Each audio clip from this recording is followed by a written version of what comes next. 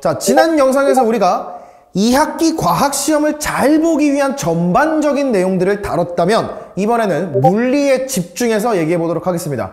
자, 먼저 물리 같은 경우에는 1학기랑은 좀 결이 좀 다르다라는 거를 좀 생각을 하셔야 되고요. 1학기 때 우리가 이제 공식 외워놓고 이 공식이 어떻게 적용이 되는지, 상황별로 이 공식을 어떻게 쓰는지, 이런 유형별 학습에 좀 집중을 했다라고 하면 2학기 같은 경우에는 암기의 비중이 훨씬 더 많이 늘어난다라는 거를 명확하게 기억하셔야 됩니다. 자, 무슨 소리냐면요, 어차피 1학기 때도 공식 외웠던 거 아니냐, 맞는 말인데 공식뿐만이 아니라 교과서에 어떤 식으로 예시들을 풀어내고 있는가, 이것까지 기억을 하셔야 돼요.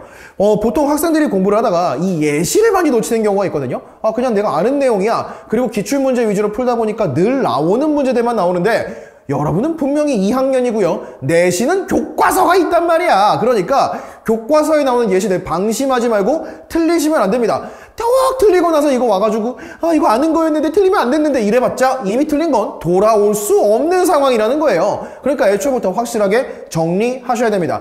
자, 그러면 각 챕터별로 조금씩만 쪼개서 생각을 해보면요, 자, 일단 전기 파트 한번 생각을 해보겠습니다. 전장이 말하는 건데요. 자, 우리가 전류의 세기라고 했을 때 쿨롬 법칙 쓰잖아요. F는 K, R제곱분의 Q1, Q2다. 자, 그러다 보니까 거리 제곱에 반비례한다라는 걸 생각을 한단 말이야. 그런데 단어가 좀 비슷해서 그런가 초보자의 입장에서는 이 전기와 자기가 좀 헷갈리는 것 같아요. 자, 그래서 자기장의 세기는 전류의 세기에 비례하죠. 그리고 거리에는 반비례한단 말이야. 그런데 여기다가 쿨롬 법칙이랑 헷갈려가지고 거리의 제곱에 반비례한다? 이런 실수 조심해야 된다. 자, 그 다음에 우리가 공식 같은 거 막 문제 풀 때 일일이 하나하나 대입해서 실제 숫자 쓰려고 하지 마시고 비례관계로 문제 푸는 습관 만들어 주시면 좀 더 문제 정확하고 빠르게 풀 수 있습니다. 그래서 비례관계로 연습하는 거 꼭 신경 쓰시고요. 자, 그 다음에 이제 스펙트럼 얘기 한번 해볼까요? 스펙트럼 같은 경우에는 에너지와 파장이 반비례한다는 거 다 알고 있을 거라고 생각하긴 하는데 조심하셔야 되는 게, 문제에서는